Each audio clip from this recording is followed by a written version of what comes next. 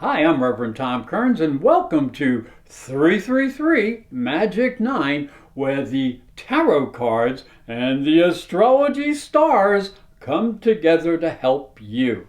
And as the song says, this is the most wonderful time of the year, and there's a lot of exciting energy in the air. And here's how you can use it to help you.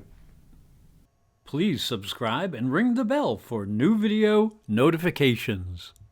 The tarot card for the first week is the Six of Wands, representing victory.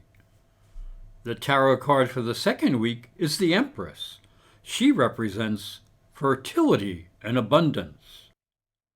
The tarot card for the third week is the Sun, which represents happiness and attainment. And the tarot card for the fourth week is Justice, representing balance and judgment. Cancer, the tarot card for the first week of the month is the Six of Wands. Now this card represents good news and victory. And there is a recognition of a hard-fought victory. So you have overcome some obstacles and are ready to enjoy your success. And you can also see that the other people in the card see you as victorious and are sharing in your happiness. And because of that, you may attain a position of leadership. So as we look down here into the first week of the month begins with Neptune going direct in your ninth house of understanding and ambition. Now this can bring a new sense of awareness of how you have been confused by fear or misunderstanding since late June. Now your imagination will help you shine and move ahead on your ambitions. And Mars will also be sextiling Pluto. And that connects your fifth house of creativity and passion and romance to your deeper passion, the eighth house up here, and that can bring cooperation and a new level of personal intimacy. Just be aware that there is a square between Mercury and Neptune on the 7th, and this can bring confusion or disagreements about some future plans. So clear communications will return you to your clarity of purpose and a chance for cooperation. As we look into the second week, the tarot card for the week is the Empress. Now this is a card that suggests there is a lot of fertility and a fruitful harvest. You're moving into the most wonderful time of the year where we value our families and our traditions. So this is a time to share the wealth of the harvest so that everyone can enjoy the fruits of their labors. We must remember the true value of life as we will soon be together with family and loved ones in the joy of celebration.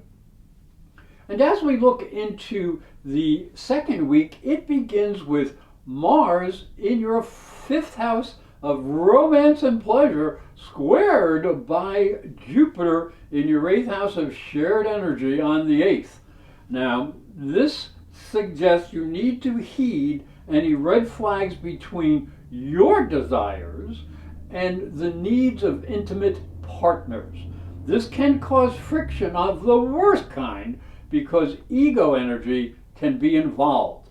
And you may need to walk away from disagreements, especially in intimate situations or financial issues. Now, Venus will conjunct Pluto on the 11th in your 7th house of relationships.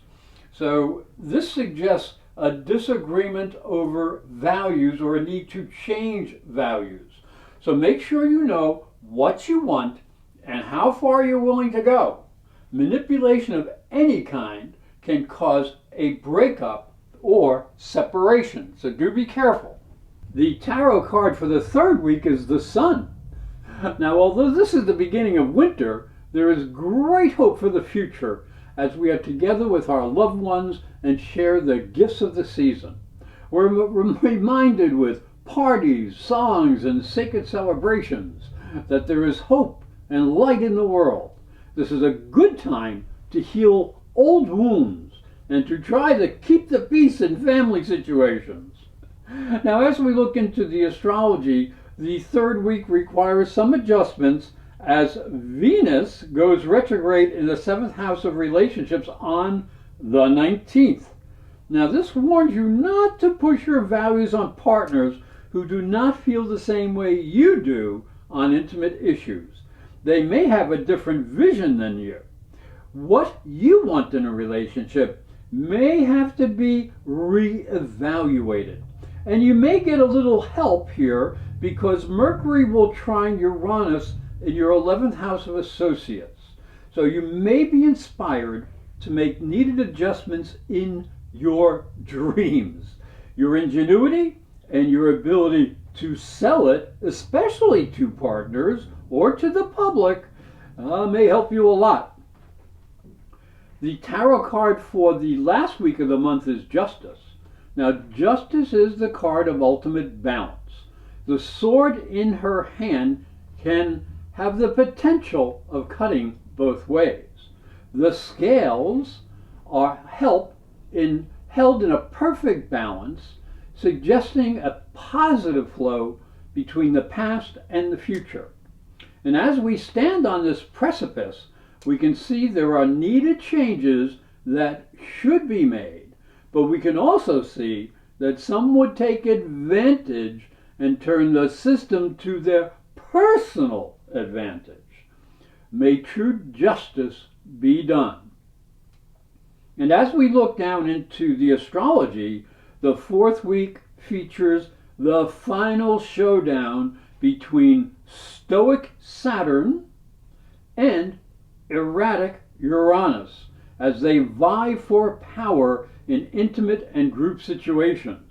Now, a conservative approach, which is Saturn, can rattle some feathers or ruffle feathers as Uranus in the 11th house wants to break free from restrictions and old friends and old principles. Uranus just likes the new and the heck with the old. And Jupiter moving into Pisces asks you to take a spiritual approach to your ambitions, but beware of escapism. Keep your feet on the ground. Mercury, Venus, and Pluto will conjunct in the 7th house, forcing you to focus your mind and talents on relationships and also the potential of coming before the public. So your values may need to change if you have to cooperate with others. Hi, I'm Reverend Tom Kearns, and this is my story. If you are a spiritual seeker, it may help you on your journey. I believe your spiritual development is as important as your religion. If you look at Christianity, it focuses on the life of Jesus.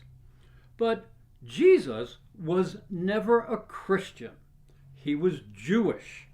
If this thought intrigues you, you'll enjoy my new book, Light from Water, Freeing Jesus. It's available on Amazon.com and through fine bookstores. And it may help you on your spiritual journey. I'd like to thank you for watching and thank you for listening. Remember to subscribe because these videos are free and they can help you. And please hit the little bell under the video so you can be notified when new videos are available for you. And if you'd like to learn more about astrology, you can visit my websites, ProfessorAstrology.com or InternetPsychicReadings.com. And I hope you have a great month.